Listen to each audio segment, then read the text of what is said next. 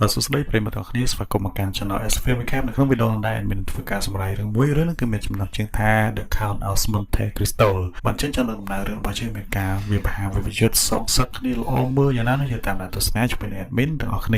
ាបាទស៊ីរីរបស់យើងចាប់ផ្ដើមឡើងនៅក្នុងឆ្នាំ1815ពេលនោះព្រះចៅត្រីណាប៉ូឡេអុងនៃប្រទេសបារាំងត្រូវបានផ្ដួលរំលំក៏ដូចជាត្រូវបាននៅតែខ្លួនទៅកាន់កោះដ៏ឆ្ងាយដាច់ស្រយាលមួយកន្លែងហើយថាអ្នកណាក៏ដោយដែលហ៊ានញ៉ៃជាប់ពាក់ព័ន្ធជាមួយនឹងព្រះអង្គនោះត្រូវបានតាមប្រមាញ់ក៏ដូចជាកាត់ទោសប្រហារជីវិតទាំងអស់មិនយល់ប្រមាណនៅពេលវេលាយប់ដ៏ងងឹតនៅលើសមុទ្រមេឌីតេរ៉ាណេគឺកំពុងតែមានព្យុះបក់លាបត្របាក់ទៅកាន់កប៉ាល់មួយគ្រឿងបណ្ដាលកប៉ាល់មានការឆាបឆេះស្ទល់ទៅណាពេលនៅដែរអ្នកបើកកប៉ាល់វ័យក្មេងម្នាក់ដែលមានឈ្មោះថាអេដម៉ានគាត់ក៏បានលុបចូលទៅក្នុងទឹកដើម្បីជួយសង្គ្រោះនារីម្នាក់បាននាំនាងឡើងមកលើគោកអីចឹងណានៅណាក៏ដោយកប៉ាតេនកប៉ាល់របស់គាត់ដែលមានឈ្មោះថា Dangler ពេញចិត្តទេដោយសារតែ Pro Adman របស់យើងធ្វើរឿងនឹងដោយមិនមានការអនុញ្ញាតពីគាត់ក៏បានដាក់ពិន័យទៅកាន់ Pro Adman របស់យើងហើយគាត់ក៏បានដើមសម្បត្តិមួយច្បាប់ពីនារីម្នាក់ហ្នឹងវិញគុំចាប់វាក៏ជាសម្បត្តិដែលសរសេរដោយផ្ទាល់ពហោះរបស់ព្រះអង្គម្ចាស់ណាប៉ូឡេអុងនឹងឯងនារីម្នាក់ហ្នឹងតាមពិតទៅនាងគឺជាកូនចៅបាទជាដៃជើងជាអ្នកបម្រើរបស់ព្រះអង្គម្ចាស់ហ្នឹងចឹងទៅព្រឹកបន្ទាប់ក៏បានម្ដងក្រោយពីបានដឹងខ្លួនវិញនោះនារីម្នាក់ហ្នឹងក៏សុំឲ្យលោកកាពីតែនបកសម្បត្តិឲ្យនាងវិញតែលោក Dangler ក៏បានលើកឡើងថាសម្រាប់ចង់បានសម្បត្តិហ្នឹងត្រូវមានលុយជាថ្នូរចឹងទៅ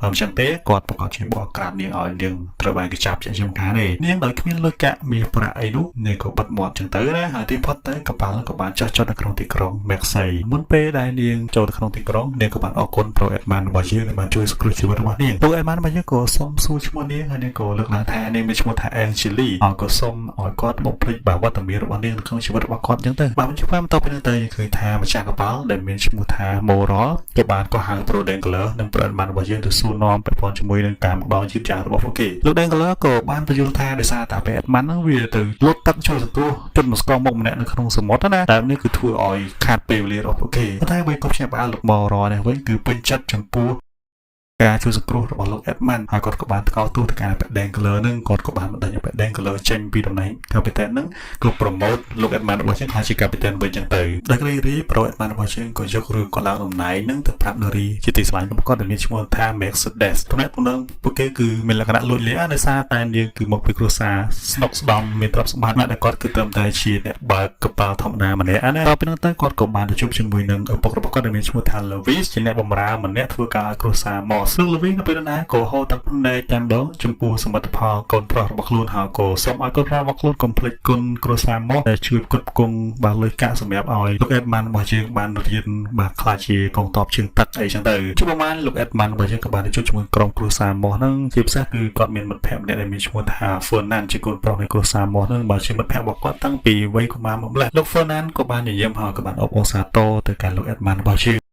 ងមួយសន្ទុះបន្ទាប់ពីនឹងទៅយើងឃើញថាកញ្ញា Mercedes ក៏បានមកដល់កន្លែងពិធីអបអរដែរនេះគឺជាបងប្អូនជាធំមួយជាមួយនឹង Fernand ហ្នឹងពួកគេទាំងបីនាក់ក៏បានរីករាយ enjoy ពេលវេលារាត្រីនេះជាមួយគ្នាចឹងទៅពេលកម្មវិធីនឹងត្រូវបានបញ្ចប់ទៅយើងឃើញថាលោក Fernand កញ្ញា Mercedes និងលោក Adman របស់យើងក៏បន្តធ្វើដំណើរចិត្តនៅទីហ្នឹងណាក្នុងការធ្វើដំណើរលោក Adman របស់យើងទីផុតទៅគាត់ក៏បានបើកចំហប្រាប់ទៅកាន់លោក Fernand ថាខ្លួននឹងគឺមានគម្រោងរៀបការជាមួយនឹងកញ្ញា Mercedes លោក Fernand ពិតជាមានការភ្ញាក់ផ្អើលជាខ្លាំងដោយមិនដឹងស្មានថាលោក Adman នឹងស្រឡាញ់ទៅកាន់កញ្ញា Mercedes ដែលគាត់ក៏ស្រឡាញ់កញ្ញា Mercedes នឹងផងដែរពេលវេលាចេះតែកន្លងផុតទៅថ្ងៃរៀបអាពាហ៍ពិពាហ៍គឺបានមកដល់ហើយលោក Adman និងកញ្ញា Mercedes កំពុងតែឈរចិត្តគ្នានៅក្នុងព្រះវិហារមួយកន្លែងប៉ុន្តែគណៈពេលកម្មវិធីកំពុងតែប្រព្រឹត្តទៅសុកនោះទ្វារព្រះវិហារក៏ត្រូវបានបើកឡើងគឺមានពួកមន្ត្រីមួយក្រុមក៏បានសម្រុះចូលមកខាងក្នុងនឹងក៏បានចាប់ខ្លួន Pro Adman របស់យើងលោក Fernand ដែលជាមេតបនៅក្នុងវិស័យយោធាដែរបាទព្យាយាមបាទចូលអន្តរាគមន៍ដែរប៉ុន្តែគាត់មិនមានឥទ្ធិពលអ្វីនោះទេទីបំផុតទៅលោក Adman ក៏ត្រូវបានគេនាំចាក់ចេញពីទីនឹងទៅដល់ការិយាល័យព្រះរាជអាជ្ញាណានៅពេលនោះលោក Adman របស់យើងក៏ជួបជាមួយនឹងព្រះរាជអាជ្ញាម្នាក់ដែលមានឈ្មោះថា Williford ដោយក្តីងឆ្ងល់លោក Adman របស់យើងសួរថាហេតុអីបានជាខ្លួនទៅបានគេចាប់ខ្លួនបាននេះលោក Williford ក៏បានសួរទៅកាន់លោក Adman របស់យើងថាតើឯងមានខ្មាំងសត្រូវដែរទេលោក Adman របស់យើងក៏បានឆ្លើយតបវិញថាខ្លួនគ្មានសត្រូវទេគ្រាន់តែថាការពីថ្មីហ្នឹងគឺការពិតឈ្មោះថា Dangler ហ្នឹងធ្លាក់ពីតំណែងដោយសារតែគាត់សង្ស័យថា Dangler នឹងស្អប់គាត់ហើយមកទៅហើយ Williford នៅពេលណាក៏បានប្រាប់នៅរឿងដែលបានកើតឡើងគឺថាមានមនុស្សម្នាក់គឺបានរាយការណ៍ថាលោក Adman របស់យើងគឺជាអ្នកគ្រប់គ្រងនៃព្រះចៅអាត្រិកណាប៉ូឡេអុងហើយលោក Adman របស់យើងគឺថាទាំងមានសម្បត្តិដែលជាសារសម្ងាត់មកពី ព្រះចៅទេណាប៉ូឡេអុងផងដែរសម្បត្តិនោះត្រូវបានរកឃើញនៅក្នុងកន្លែងដៃវ៉ាន់របស់លោកអេតម៉ាន់ទៀតលោកអេតម៉ាន់បើយើងពិតជាមានការភ្ញាក់ផ្អើលជាខ្លាំងគាត់មិនដែលឃើញសម្បត្តិនឹងពីមុនមកទេគាត់ក៏នឹកឃើញទៅដល់នារីម្នាក់ដែលគាត់បានជួយសង្គ្រោះនៅកន្លែងសមុទ្រតែប៉ុណ្ណោះគាត់ក៏បានបញ្យល់ទៅកាន់លោក Willy Ford នឹងថាសង្ស័យថានារីម្នាក់នឹងទីដឹងនេះគឺមានឈ្មោះថា Angeli ទៅពេលលើឈ្មោះ Angeli បាទលោក Willy Ford នឹងមានអារម្មណ៍ហាក់ដូចជាមិនស្រួលនោះទេគាត់ក៏បានប្រាប់ទៅកាន់លោក Edmund បើយើងថាយើងនឹងសួរចម្លើយឯងបន្ថែមទៀតហើយគាត់ក៏បានកោះហៅសាក់សីបាទដែលជីកកប៉ាល់ជាមួយគ្នាគឺបែកដេង color និងអ្នកបាក់កប៉ាល់ម្នាក់ទៀតមានឈ្មោះថា Catriceលោក Wilford ក៏បានយកសម្បត្តិនឹងចេញមកថាបែកដេង color និងបែក Catrice ហ្នឹងគឺសុទ្ធតែបញ្ជាក់ថាវាគឺជាសម្បត្តិរបស់ Pro Edmund អញ្ចឹងមានន័យថាលោក Edmund របស់យើងគឺជាកូនចៅរបស់ព្រះចៅអេត្រិច Napoleon ទីប៉ុន្តែលោក Edmund របស់យើងគ្មាននរណាជួយគាត់នោះទេគាត់ក៏ត្រូវបានគេនាំទៅកាន់ពន្ធនាគារ Magalhae ហើយជីវិតដ៏ឈឺចាប់របស់គាត់ក៏ចាប់ផ្ដើមនៅពេលហ្នឹងអញ្ចឹងទៅតទៅពីហ្នឹងទៅយើងងាកមកក្នុងទីតាំងដ៏សម្ងាត់មួយយើងឃើញថាលោក Wilford ហ្នឹងក៏បានជួបជាមួយនឹងស្រីកំណានចិត្តរបស់គាត់ដែលមានឈ្មោះថា Victoria ដែលកំពុងតែមានផ្ទៃពោះណាហើយមិនយូរប៉ុន្មានក៏លេចចេញនៅនារីម្នាក់ទៀតដែលមានឈ្មោះថា Angeli នឹងដែលកញ្ញា Angeli នឹងគឺជាប្អូនស្រីរបស់លោក Willy Ford ណាកញ្ញា Angeli នៅពេលណាក៏បានចាប់កាន់លោក Willy Ford ថាថ្កោលទោសអ្នកដែលគ្មានទោសបីណាលោក Willy Ford ក៏បានលើកថាខ្លួនធ្វើនោះគឺដើម្បីការពារកិត្តិយសក្រុមគ្រួសាររបស់ពួកយើងតែប៉ុណ្ណោះយ៉ាងណាក៏ដោយកញ្ញា Angeli ក៏លើកឡើងថានាងសុខចិត្តប្រកល់ខ្លួនជាប់ពន្ធនាគារអញ្ចឹងទៅឲ្យតែអាចជួយសង្គ្រោះលោក Edmund ដែលគ្មានទោសបាទលឿននេះភ្លាមលោក Willy Ford ពិតជាមានការខឹងក្រោធជាខ្លាំងក៏បានធ្វើការច្បាច់កទៅកាន់ប្អូនស្រីរបស់ខ្លួនអញ្ចឹងទៅ4ឆ្នាំក៏បានកន្លងផុតទៅហើយយើងឃើញថាប្រវត្តិរបស់យើងកំពុងតែជាប់នៅក្នុងពន្ធនាគារដ៏ឆ្ងាយដាច់ស្រយាលនៅលើកោះមួយដែលគុកនោះគឺជាគុកបែបត្រជាក់គុកបែបងងឹតណាសក់របស់គាត់ពេលនេះគឺវែងស្លៀកពាក់របស់គាត់គឺក៏ក្រិចក្ខេខ្លាក់ហើយអារម្មណ៍ស្មារតីរបស់គាត់គឺគ្មាននៅក្នុងខ្លួនទេពេលវេលាចេះតែកន្លងផុតទៅពីមួយថ្ងៃទៅមួយថ្ងៃរហូតដល់យប់មួយគឺថាប្រវត្តិរបស់យើងលើសូរសំឡេងពកនៅកន្លែងជាងឥដ្ឋរបស់គាត់ណាដល់ពេលគាត់បានពិនិត្យមើលទៅឃើញថាកន្លែងឥដ្ឋនឹងចិត្តធ្លុះទៅហើយអញ្ចឹងហើយគាត់ក៏បានប្រើស្លាបព្រាបាចាក់ទម្លុះឥដ្ឋនឹងទៅគាត់ក៏បានសម្លឹងឃើញអ្នកទោសម្នាក់ទៀតដោយមានការស្ទាក់ស្ទើរនៅទេគាត់ក៏បានវាលូនចូលទៅខាងក្នុងនឹងគាត់ក៏បានជួបជាមួយនឹងបរិសម្នាក់ដែលមានឈ្មោះថា Abe Faria លោក Abe ក៏បានលើកថាខ្លួនបានចំណាយពេលវេលា6ឆ្នាំទៅហើយនៅក្នុងការជីករុំក្រោមដីក្នុងគុកហ្នឹងណាដោយសង្ឃឹមថានៅថ្ងៃណាមួយនឹងអាចគេចេញពីទីហ្នឹងគាត់មិននឹកស្មានថាគាត់បានជីកទៅប៉ះកន្លែងបន្ទប់ឃុំឃាំងលោក Edmund របស់យើងឡើយហើយគាត់លើកឡើងថាបើសិនបើលោក Edmund របស់យើងជួយគាត់នោះពួកគេទាំងពីរអាចនឹងគេចេញពីទីហ្នឹងបានកាន់តែលឿនជាងទៅបាទបន្ទាប់ពីនោះទៅយើងឃើញគេទាំងពីរអ្នកក៏បានចាប់ផ្ដើមជីកបាទកកកាយបាទរងក្រំដីនៅទីហ្នឹងដោយប្រើស្លាបព្រារបស់ពួកគេបាទពីមួយយប់ទៅមួយយប់ពេលវេលាចេះតែកន្លងផុតទៅរដូវកាលក៏បានផ្លាស់ប្ដូរពីមួយទៅមួយតែរឿងដែលពួកគេធ្វើគឺមិនទាន់សម្រេចទេនៅតែបន្តធ្វើហោហែអញ្ចឹងទៅតាមអ្វីដែលយើងដឹងគឺថាលោកអាប៊ីម្នាក់ហ្នឹងគឺមិនមែនជាអ្នកទោសធម្មតាទេគាត់ជាបញ្ញវន្តម្នាក់គាត់ក៏បានបង្រៀនលោក Edmund របស់យើងគ្រប់សពបែបយ៉ាងទាំងភាសាទាំងប្រវត្តិសាស្ត្រទស្សនវិជ្ជាគណិតវិទ្យា manipulation បាទការធ្វើស៊ីការបោកបញ្ឆោតអីចឹងទៅថ្ងៃមួយលោកអាប៊ីក៏បានប្រាប់រឿងសម្ងាត់មួយទៅកាន់លោក Edmund របស់យើងរឿងហ្នឹងគឺកើតឡើងក្នុងឆ្នាំ1307ព្រះម្ចាស់ Philip ក៏បានរឹបអូសកំណប់បានយ៉ាងច្រើនមែនទែនហើយក៏បានបញ្ជាកូនចៅរបស់ព្រះអង្គធ្វើការកប់នៅកន្លែងមួយប៉ុន្តែក្រោយពីកប់ហើយព្រះអង្គម្ចាស់ក៏បានសម្លាប់ទៅកាន់កូនចៅទាំងអស់នឹងម្ដងម្នាក់ណាគឺនៅសល់តែលោកអាប៊ីម្នាក់តែប៉ុណ្ណោះដែលនៅរស់រានមានជីវិតក្រោយពីនិយាយប៉ុណ្ណឹងទៅឃើញថាពួកគេក៏បានបន្តជីកចុះឡើងទៀតប៉ុន្តែអ្វីដែលជាអកុសលគឺឃើញថារូបក្រុមដីនេះគឺបែរជាបាក់រលំដែលបណ្ដាលឲ្យលោកអាប៊ីកំពុងតែជាប់គាំងបាទត្រូវបានថ្មសង្កត់យ៉ាងឈឺយកចាប់មែនទែនលោក Edmund របស់យើងក៏ព្យាយាមទាញគាត់ចេញមកខាងក្រៅដើម្បីជួយសង្គ្រោះគាត់ប៉ុន្តែវាយឺតពេលមកទៅហើយក្នុងដង្ហើមចុងក្រោយលោកអាប៊ីក៏បានប្រាប់ទីតាំងជាក់លាក់នៃកំណប់នឹងទៅកាន់លោក Edmund របស់យើងចឹងទៅបន្ទាប់ពីនឹងទៅអ្នកយាមក៏បានដឹងថាលោកអាប៊ីនឹងស្លាប់បាត់បង់ជីវិតពួកគេក៏បានដាក់សាកសពលោកអាប៊ីរុំកទេចឹងទៅប៉ុន្តែខណៈពេលដែលឆ្មាំគុកភ្លេចខ្លួននោះលោក Edmund របស់យើងក៏បានផ្លាស់ប្ដូរខ្លួនគាត់ជាមួយនឹងសាកសតម្នាក់នឹងហើយយើងឃើញថាបន្ទាប់មកឆ្មាំគុកពីរនាក់ក៏បានកវែងសាកសពនឹងចូលទៅក្នុងទឹកជ្រោះលោក Edmund របស់យើងមិនមកអង្លាយគាត់ក៏បានហែទឹកជួយសង្គ្រោះជីវិតរបស់គាត់បាទដែលជាការរួចរស់មានសេរីភាពក្រោយពីជាប់គុកនៅទីនោះរយៈពេលជាង14ឆ្នាំតទៅពីនោះទៅយើងឃើញថាលោក Edmund របស់យើងក៏បានមកដល់ទីក្រុងកំណើតរបស់គាត់វិញហើយគាត់ក៏បានធ្វើដំណើរទៅកាន់ផ្ទះនៃក្រុមគ្រួសារមកប៉ុន្តែយ៉ាងណាក្រោយផ្ទះនេះនៅពេលគឺមានភាពស្ងប់ស្ងាត់មែនទែនត្រូវបានគេបោះបង់អ្នកបម្រើម្នាក់នៅពេលណាក៏បានបង្ហាញខ្លួនលោក Edmund របស់យើងក៏សួរនាំទៅទៅជាមួយដំណឹងឪពុករបស់គាត់ដែលមានឈ្មោះថា Louis ជាការឆ្លើយតបអ្នកបម្រើម្នាក់ហ្នឹងក៏បានបញ្យល់ថាលោក Louis គឺបានសម្លាប់លើជីវិតខ្លួនឯងក្រោយពេលដែលដឹងដំណឹងថាលោក Edmund គឺបានស្លាប់បាត់បង់ជីវិតនៅក្នុងពន្ធនាគារ ដំណឹងនេះគឺធ្វើឲ្យលោកអេតបានរបស់យើងមានការឈឺចាប់ជាខ្លាំងហើយគាត់ក៏បានបន្តស៊ូទៅទៅជាមួយនឹងកញ្ញា Mercedes ដែលបរិមាណហ្នឹងក៏បានប្រាប់គាត់ថាកញ្ញា Mercedes ក៏បានរៀបការជាមួយលោក Fernand ហើយគេទាំងពីរនាក់កំពុងតែរស់នៅក្នុងទីក្រុងប៉ារីសជាមួយនឹងកូនប្រុសរបស់ពួកគេហើយក្រោយអសង្ឃឹមលោកអេតបានរបស់យើងក៏បានដើរចាក់ចែងពីទីហ្នឹងជំរឿរបស់គាត់នៅពេលនេះគឺគាត់មានតែធ្វើដំណើរទៅកាន់កោះ Monte Cristo ដើម្បីទៅយកកំណប់ដែលលោក AB ប្រាប់គាត់ហ្នឹងក្រោយពីបានធ្វើដំណើរទៅដល់កោះនោះលោកអេតបានរបស់យើងក៏បានចូលទៅក្នុងភ្នូបុរាណមួយហើយគាត់ក៏បានប្រទះឃើញនៅមាសក៏ដូចជាបាទគ្រឿងអលង្ការពីទូសរកម្មច្រើនមែនទែនហើយប៉ុន្តែលោកអេតម៉ានរបស់យើងក៏បានប្រើប្រាស់ទ្រព្យសម្បត្តិនឹងដើម្បីបង្កើតអំណាចដើម្បីស្វែងរកយុត្តិធម៌ឲ្យខ្លួនគាត់នឹងឯង5ឆ្នាំបានកន្លងផុតទៅនៅក្នុងភូមិដ៏ស្ងប់ស្ងាត់មួយកន្លែងឃើញថាលោកឪម្នាក់ក៏បានជួបជាមួយលោក Calderis ដែលឥឡូវនេះកំពុងតែរស់នៅក្នុងស្ថានភាពក្រីក្រក៏ដូចជាវិបត្តិសារីជាខ្លាំងឪម្នាក់នឹងក៏បានឲ្យត្បូងពេជ្រមួយគ្រាប់ទៅក្នុងដៃរបស់លោក Calderis ដែលវាគឺជាកាដូមិនសល់ទុកដោយលោកអេតម៉ាន់មុនពេលគាត់ស្លាប់បាត់បង់ជីវិតគាត់អរគុណដែលមានលោក Calderis ជាមិត្តល្អណាគឺដល់ក្រោយលោក Calderis ពេលណាគាត់ក៏បានកវីក្បាលក៏បានបដិសេធថាមិនយកត្បូងពេជ្រហ្នឹងទេជំនួសទៅវិញគាត់ក៏បានសារភាពការពិតគ្រប់យ៉ាងដោយលើកឡើងថាលោកអេតម៉ាន់គឺត្រូវបានមនុស្សជំវិញខ្លួនគាត់នឹងក្បត់គាត់ស្ទើរតែទាំងអស់ដោយអ្នកដែលជាមេខ្លាំងគឺជាអបេ Dengler រៀបចំគម្រោងផែនការកុហកបានចោទប្រកាន់លោកអេតម៉ាន់របស់យើងថាជាកូនចៅរបស់ព្រះចៅអត្រាចឹងទៅហើយបែ Fernand ក៏ចូលដៃចូលជើងជាមួយនឹងអបេ Dengler នឹងបានដើម្បីអាចរៀបការជាមួយនឹងកញ្ញា Mercedes ថែមទៀតផងបរិះតែម្នាក់ដែលព្យាយាមគ្រប់យ៉ាងដើម្បីជួយស្គាល់ទៅកាន់លោក Edmund គឺជាចៅហ្វាយនីរបស់គាត់ដែលមានឈ្មោះថា Moral តែយ៉ាងណាក៏ដោយលោក Moral គឺត្រូវបានបាត់បង់អ្វីគ្រប់យ៉ាងបាទដែលមានកប៉ាល់របស់គាត់ទាំងអស់ហ្នឹងគឺធ្លាក់ចូលទៅក្នុងដៃរបស់អបេ Dengler ហ្នឹងដោយសារតែអបេ Dengler ធ្វើស៊ីលោក Moral បាទរឿងពាក់ព័ន្ធជាមួយនឹងលោក Edmund របស់យើងលោក Calderis នៅពេលដែលគាត់ក៏បានលើកឡើងថាសម្រាប់ខ្លួនគាត់វិញពិតជាមនុស្សអត់ប្រយោជន៍មែនទែនដែលមិនអាចធ្វើអ្វីបានដើម្បីស្វែងរកយុត្តិធម៌ឲ្យមិត្តភក្តិរបស់ខ្លួនណាគាត់លើកឡើងថានរណាក៏ដោយដែលហ៊ានប្រឆាំងជាមួយអបេ Dengler ឬក៏អបេ Villefort គឺសុទ្ធតែជួបរឿងរ៉ាវដូចទៅនឹងកញ្ញា Angeli នឹងលោកឪម្នាក់ហ្នឹងក៏បានសួរថាតើមានអ្វីកើតឡើងទៅកាន់នាងលោក Calderis គឺបានបញ្យល់ថាអបេ Villefort ហ្នឹងក៏បានបញ្ជាអបេ Dengler ហ្នឹងចាប់ចម្រិតកញ្ញា Angeli ហ្នឹងលោកនាងឲ្យទៅធ្វើការនៅកន្លែងបនស្រីមួយកន្លែងណាលោកឪនៅពេលលឺភ្លាមគាត់ពិតជាមានការសោកស្ដាយជាខ្លាំងហើយគាត់ក៏បានចាក់ចែងពីទីហ្នឹងយើងក៏ដឹងថាតើទៅលោកឪម្នាក់ហ្នឹងគឺជា Pro Edmund របស់យើងហើយពីបានស្វែងរកកញ្ញា Angeli ចុះឡើងទៅគាត់ក៏បានរកឃើញនាងកំពុងស្ថិតនៅក្នុងស្ថានភាពយ៉ាប់យ៉ឺនប៊ីស្លាប់ប៊ីរស់ទៅហើយគាត់ក៏ចង់នាំនាងទៅកាន់មន្ទីរពេទ្យប៉ុន្តែនាងក៏បានបដិសេធចូលទៅវិញនឹងក៏សូមឲ្យលោក Edmund របស់យើងជួយសង្គ្រោះក្មេងប្រុសម្នាក់ដែលជាកូនប្រុសអាត់កំបាំងរបស់ប៉ែ Villefort និងអ្នកស្រី Victoria ហើយនាងក៏បានប្រាប់ការពិតថាកាលពីប្រហែលឆ្នាំកន្លងទៅនោះកញ្ញា Angeli គឺពេលនាងធ្វើដំណើរជាមួយនឹងអ្នកស្រី Victoria ទៅកាន់ទីក្រុងប៉ារីសនាងក៏បានដឹងផ្ទះសម្ងាត់របស់ប៉ែ Villefort ណានាងក៏មានគម្រោងសម្រាប់ទៅកាន់ប៉ែហ្នឹងប៉ុន្តែនាងមិនអាចធ្វើបាននោះទេហើយនាងក៏ឮសូរសំឡេងសម្រែងរបស់អ្នកស្រី Victoria ហើយពេលនោះគឺថាប៉ែ Villefort គឺយកកូនប្រុសរបស់ខ្លួនគឺកប់ចូលទៅក្នុងដីទាំងរស់នឹងឯង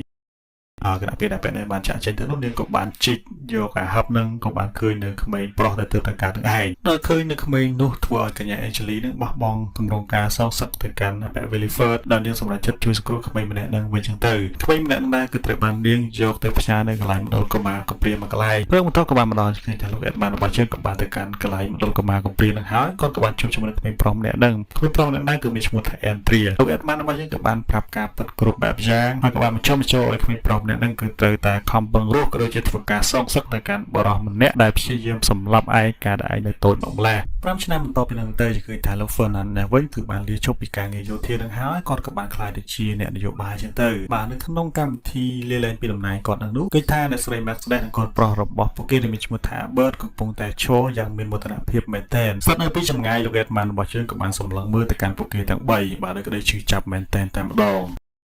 តទៅពីនោះទៅគឺឃើញថានៅពេលដែលពួកគេធ្វើដំណើរទៅកាន់ផ្ទះវិញនោះឃើញថាប៉ែ Fernand ក៏ត្រូវបានពួកចោរប្លន់មកធ្វើការប្លន់នៅរបស់របរអញ្ចឹងណាលោក Albert នេះវិញក៏បានដេញតាមប្រមាណចោរដល់កន្លែងផ្លូវមួយនោះគឺថាមានក្រុមជនពៀច្រើនមែនទែនមុនពេលដែលពួកជនពៀនឹងធ្វើការវាយប្រហារចាត់ការទៅកាន់លោក Albert នោះក៏លើកចេញនៅបរិយាកំបាំងម្នាក់បានបង្ហាញខ្លួនក៏បានធ្វើការវាយប្រហារទៅកាន់ពួកជនពៀទាំងអស់ហ្នឹងបានយ៉ាងងាយ Albert ក៏បានអរគុណទៅកាន់បរិយាម្នាក់នឹងក៏បានសួរដល់ឈ្មោះហើយលោក Edmund របស់យើងក៏បានប្រាប់ថាគាត់គឺមានឈ្មោះ The Count of Monte Cristo បានមើលស្ទុះបន្តពីនឹងទៅឃើញថាលោក Andrea នេះវិញក៏បានបង្ហាញខ្លួនពីខាងក្រោយហើយក៏បានធ្វើការវាយប្រហារទៅកាន់លោក Albert ហ្នឹងបណ្ដាលលោក Albert នោះសន្លប់បាត់ស្មារតីតាមពិតទៅរឿងរ៉ាវគ្រប់យ៉ាងដែលកើតឡើងនេះហ្នឹងគឺជាការរៀបចំដោយលោក Edmund របស់យើងទាំងអស់ថែមបន្តក៏បានមកដល់មិនខុសអ្វីពីគម្រោងការរបស់លោក Edmund ទេលោក Fernand និងលោក Albert ក៏បានមកដល់កន្លែងផ្ទះរបស់គាត់ដើម្បីអរគុណដែលគាត់បានជួយទៅកាន់លោក Albert លោក Albert ក៏បានបកគលកំភ្លើងខ្លីឲ្យទៅកាន់លោក Edmund របស់យើងវិញតែលោក Edmund របស់យើងក៏បានញញឹមហើយក៏បានប្រាប់ឲ្យលោក Albert ទុកវាអញ្ចឹងទៅ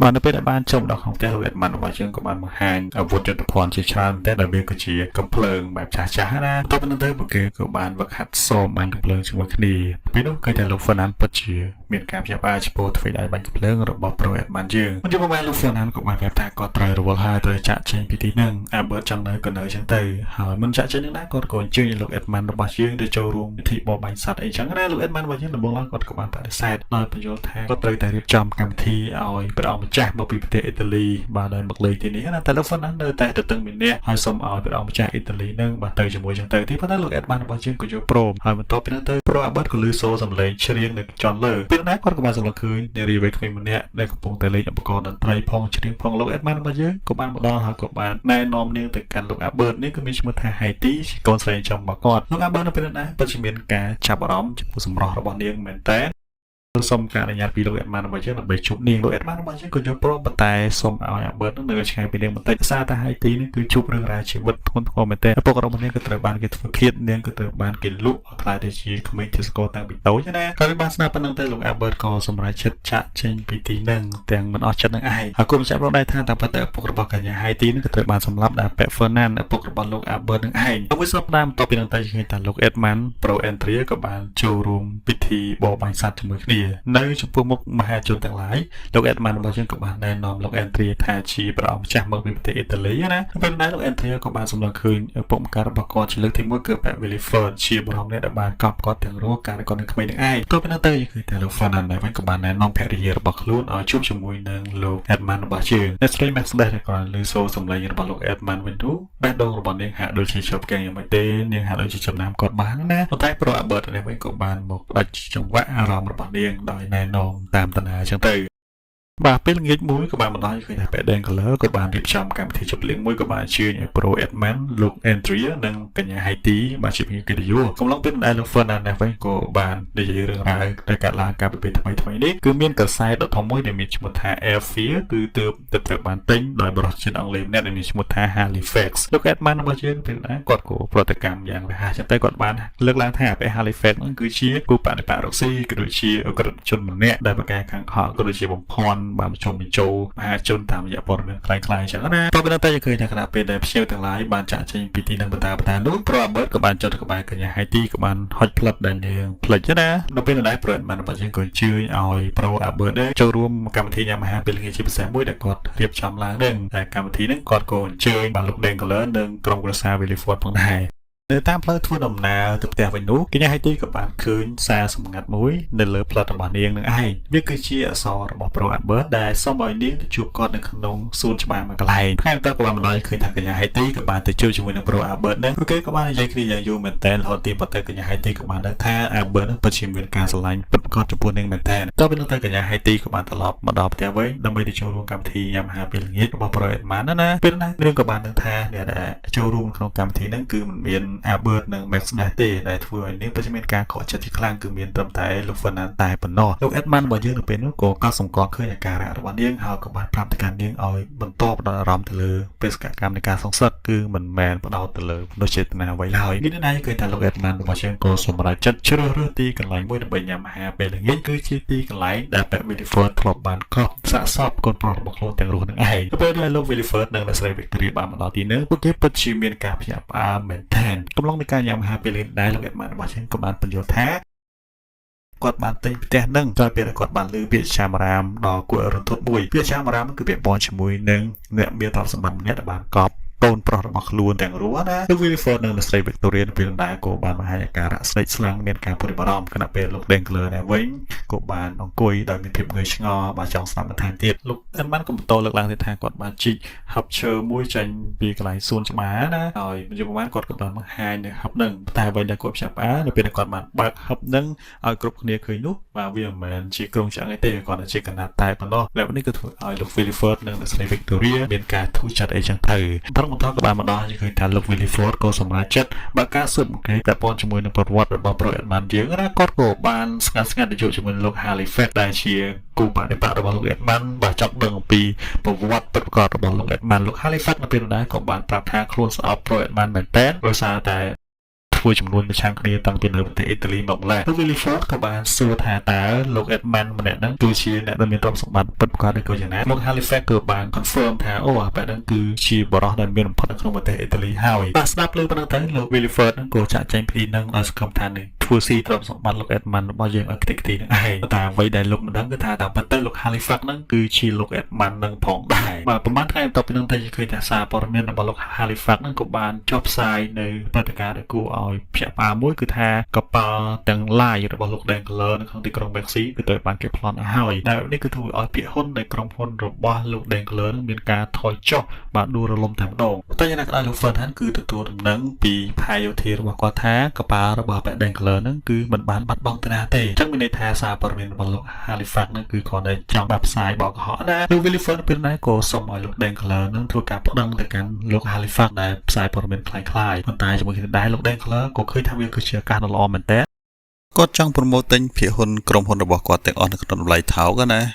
ហើយថាក្រោយពេលដែលប្តឹងពាក់ Halifax ពីបទផ្សាយព័ត៌មានคล้ายៗទៅនោះភាគហ៊ុននឹងអាចឡើងវិញធ្វើឲ្យពួកគេមានទ្រព្យសម្បត្តិច្រើនមហាសាលចឹងទៅដើម្បីធ្វើរឿងនឹងបានលោក Dankler គឺត្រូវការប្រាក់រហូតដល់$500 លាននោះហើយបរិះម្នាក់ដែលអាចឲ្យពួកគេខ្ចីលុយចំនួនប៉ុណ្ណឹងបានគឺមានតែលោក Edmund របស់យើងម្នាក់តែប៉ុណ្ណោះប៉ុន្តែមកអនឡាញឃើញថាលោក Dankler លោក Ferdinand និងលោក Wilford ក៏ប្រញាប់ប្រញាល់ជួយលោក Edmund របស់យើងដើម្បីធ្វើការខ្ចីលុយចំនួនប្រមាណលានហ្នឹងណាបងលោក Edmund របស់យើងក៏បានបដិសេធតែពួកគេទាំងឡាយក៏យកនៅរបស់របរជាច្រើនបានដើម្បីប្រចាំចុះឡើងរហូតដល់លោក Edmund របស់យើងយកព្រមនឹងឯងលោក Dankler ក៏សន្យាទៅកាន់លោក Edmund របស់យើងថាខ្លួននឹងសងលុយទាំងអស់ហ្នឹងវិញនៅក្នុងរយៈពេលមួយសប្តាហ៍លោក Wilford ក៏បានលើកឡើងថាខ្លួននឹងនាំអពាក់ Halifax ទៅកាន់តុលាការក៏ដូចជាធ្វើការគំតិចបែបហ្នឹងជាសាធារណៈតែម្ដងបាទមួយសប្តាហ៍បន្ទាប់ពីនោះទៅឃើញថាសវនកម្មជំរំជ្រះក្តីប្រឆាំងជាមួយនឹងពាក់ Halifax ហ្នឹងគឺបានប្រព្រឹត្តឡើងហើយប៉ុន្តែគណៈពេលដែលការជំរំជម្រះនឹងគឺបានចាប់ដើមឡើងនោះចៅក្រមក៏បានលើកថាពាក់ Halifax គឺបានចាក់ចេញពីទីក្រុងនឹងហើយចំនួនទៅវិញគាត់ក៏បានបញ្ជូនតំណាងរបស់ខ្លួនម្នាក់ឲ្យចូលរួមតែគូបញ្ជាក់មកដែរថាតាមពិតទៅលោក Halifax ដែលត្រូវជាលោក Edmund របស់យើងក៏បានបញ្ជាលោក Calderis និងកូនចៅរបស់គាត់ផ្សេងទៀតនឹងដើម្បីបានធ្វើការប្លន់នៅកប៉ាល់របស់ពាក់ Dankler អស់មែនបើមិនជាការប្រឌិតឡើយត្រឡប់មកកាន់បន្ទប់ក្នុងតុលាការវិញឃើញថាអ្នកតំណាងរបស់លោក Halifax គឺបានដើរមកហើយគាត់គឺគ្មានតំណាងក្រៅពីលោក Andrea ហើយគាត់ក៏បានឈរបាទប្រាប់គេប្រាប់ឯងថាតែបើទៅកប៉ាល់ទាំងឡាយរបស់ពាក់ Dankler គឺពិតជាត្រូវបានប្លន់អស់មែនហើយគាត់ក៏សូមឲ្យតុលាការធ្វើការបញ្ជាក់រឿងនេះជាមួយនឹងអាជ្ញាធរនៅកន្លែងកំពង់ផែណាតាមពិតទៅបាទវាពិតជាបាត់មែនបន្ទាប់ពីនោះទៅឃើញថាលោក Andrea ក៏បានបង្ហាញការពិតតែផងមើលតសញ្ញារបស់គាត់តែគាត់គឺជាកូនប្រុសដែលពាក់ Wilford ហ្នឹងគឺបានកប់ទាំងរស់គាត់ក៏បានបង្ហាញផុសតាងបាទដែលជាសម្លៀកបំពាក់ក៏ដូចជាហាប់ឈើនឹងដែលមានស្នាមរឹមដៃរបស់ពាក់ Wilfordស្ថិតនៅក្នុងស្ថានភាពបែបនេះពាក់ Wilford ក៏បានចាក់ចេញពីតុលាការនឹងដោយភាពអមាស់មែនទែនលើដែរឃើញថាលោក Dankler ដែរវិញគឺថាទ្រព្យសម្បត្តិរបស់គាត់គឺអស់គ្មានសេសសល់នោះទេគឺថាតែបានចម្ពាក់ Pro Edmund របស់យើងបានដើម្បីយកលុយទៅទិញពាក្យហ៊ុនផងដែរគាត់សូមឲ្យលោក Edmund របស់យើងពន្យាពេលសងតែលោក Edmund របស់យើងក៏បានបដិសេធគាត់បានប្រាប់ទៅកាន់ពាក់ Dankler ឲ្យបញ្ញាប់រត់ចេញពីទីក្រុងនឹងទៅដោយសារតែពេលនេះឯងគ្មានអ្វីនៅក្នុងខ្លួនទៀតទេលោក Dankler នៅពេលនោះដែរពិតជាមានការរន្ធត់ស្លុតចិត្តជាខ្លាំងហើយលោក Edmund របស់យើងក៏បានប្រាប់តសញ្ញាពិតប្រាកដរបស់គាត់ឲ្យបែបនឹងដឹងជាងទៅយើងងាកមើល Pro Entry របស់យើងឯនេះវិញគាត់កំពុងតែសម្លឹងមើលទៅកាន់ឪពុករបស់គាត់ដែលត្រូវបានការពារយ៉ាងជុំចិត្តដោយកូនចៅរបស់គាត់គឺថាច្បាប់មិនអាចធ្វើអ្វីគាត់បាននោះទេយូរប្រហែលគាត់ក៏បានប្រើប្រាស់កំបិតធ្វើការចាក់សម្លាប់ទៅកាន់លោក Wilford នឹងឲ្យស្លាប់បាត់បង់ជីវិតហើយនិយមទាំងឡាយក៏បានបើកការបាញ់សម្លាប់ទៅកាន់គាត់បណ្ដាគាត់ស្លាប់បាត់បង់ជីវិតដូចគ្នាលើមកកាន់កញ្ញាហៃទីនៅវិញនាងក៏បានស្រែកលឺតែម្ដងដោយសារតែនាងចាត់ទុកថា Pro Entry នេះជាបងប្រុសរបស់នាងឥឡូវនេះគឺត្រូវបានស្លាប់បាត់បង់ជីវិតបានហើយនឹងនេះក៏បានស្ដីបន្ទោសទៅកាន់លោក Edmund របស់យើងដែលធ្វើឲ្យ Pro Entry ស្លាប់បាត់បង់ជីវិតដោយសារតែគំនុំសង្សឹកនឹងលោក Edmund របស់យើងក៏បានបញ្យល់ថាវាគឺជាការសម្រេចចិត្តរបស់ Entry ខ្លួនឯងទ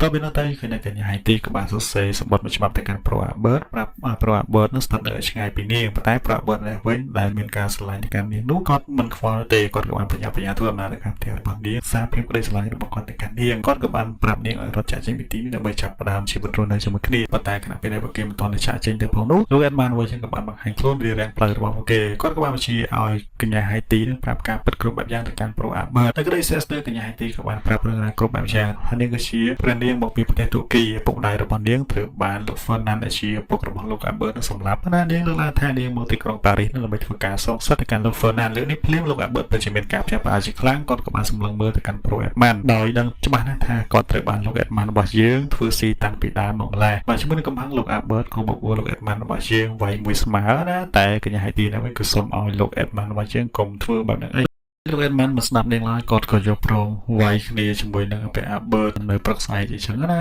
តែនៅក្នុងដែរឃើញថាស្រីមែនស្ដេចនេះវិញក៏បានមកជួបជាមួយនឹងប្រូ Edmund របស់យើងនាងក៏បានលើកឡើងថានេះគឺមានការសង្ស័យថាគាត់នឹងគឺជាប្រូ Edmund តាំងពីដើមមកម្ល៉េះនាងសុំទោសចំពោះអ្វីដែលបានកាត់ឡើងរហូតមកដល់ពេលនេះដោយនាងបានរៀបការជាមួយនឹងព្រះ Fernand ក្រោយពីព្រះ Fernand ប្រាប់នាងថាប្រូ Edmund របស់យើងស្លាប់បាត់បង់ជីវិតណាប្រូ Edmund នៅពេលណាក៏បានបង្ហាញឯកសារមួយឲ្យនាងមើលដែលឯកសារហ្នឹងគឺតាំងពី20ឆ្នាំមុនមកម្ល៉េះដែលព្រះ Fernand គឺបានកាច់មកខូចគាត់រហូតដល់គាត់ចំពន្ធនាគារនឹងឯងលើនេះព្រាមអ្នកស្រីមេស្ដេចពិតជាមានការណត់ចំពោះប្រូ Edmund របស់យើងហើយអ្នកស្រីក៏សូមវត្តប្រូ Edmund របស់យើងកុំធ្វើការសោកសឹកទៅកាន់ Albert អីដោយ Albert គឺមិនដឹងអ្វីនោះទេ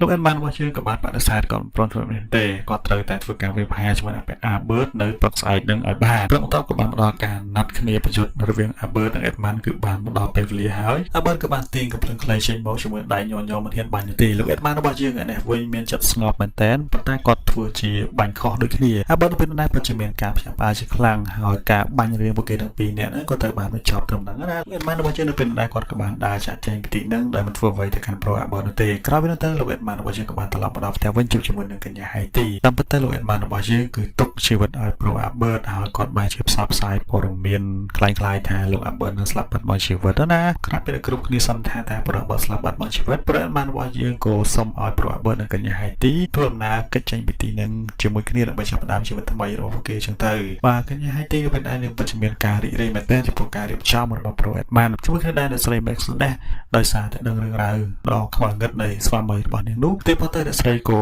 គេចចេញពីផ្ទះមួយហ្នឹងណាលោក Fernand នៅពេលដែរគាត់ក៏បានថាគ្រប់យ៉ាងទៅជាបែបនេះគឺជាការរៀបចំគឺជាល្បិចកលរបស់លោក Edmund ទាំងអស់ហើយគាត់ក៏បានធ្វើដំណើរមកដល់ផ្ទះរបស់លោក Edmund ដើម្បីប្រជុំជាមួយគ្នានឹងឯងបាទក្រោយពីបានដឹងអត្តសញ្ញាណប្រកបរបស់ប្រូ Edmund ទៅពួកគេទាំងពីរនាក់ក៏បានបើកការវិភាគដោយប្រើប្រាស់ដាវបងវាយចុះវាយឡើងនឹងឯងតែយ៉ាងណាក៏ដោយលោក Fernand មិនជាដៃគូជាមួយនឹងប្រូ Edmund របស់យើងនោះទេលោក Edmund របស់យើងក៏បានវិភាគមិនថាឲ្យលោក Fernand ដេកដួលទៅលើដីណាប៉ុន្តែបីគប់ចាប់ប្រើគឺថាលោក Edmund របស់យើងគឺមិនសម្រេចចិត្តសម្លាប់ទៅកាន់លោក Fernand នឹងទេព្រោះថាគាត់ចង់ឲ្យលោក Fernand នឹងស្គាល់រសជាតិការដែលរស់នៅដោយបាត់បង់អ្វីគ្រប់យ៉ាងនឹងឯងបាទសាច់រឿងរបស់យើងក៏ត្រូវបានបញ្ចប់តែត្រឹមហ្នឹង